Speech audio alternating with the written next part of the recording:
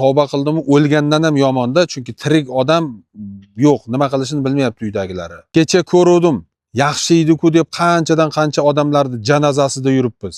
Kim bilan oxirgi marta gaplashayotganini odam bilmay qolar ekanda, o'shaning uchun dushmanlaring bilan ham yaxshi gaplashaveringlar. Oxirgi marta gaplashayotganlaring bo'lishi mumkin.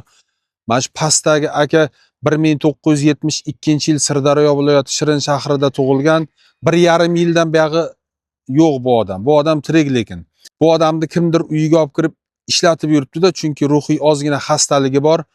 O'shanga iltimos, qo'ni-qo'shnilaringning uyida shunaqa odamga ko'zlaring tushib qolgan bo'lsa, agar pastdagi raqamga aloqaga chiqib boringlar. Kimdir bu odamni ishlatib yurgan bo'lsa ham, iltimos sizdan farzandlari 1,5 yildan buyog'i tuz totgan yo'q, chunki dadasini yo'qotganda qidirib yuribdi. Bu odamning qo'li ozgina gulda, qo'lidan kelmaydigan ishni o'zi yo'q.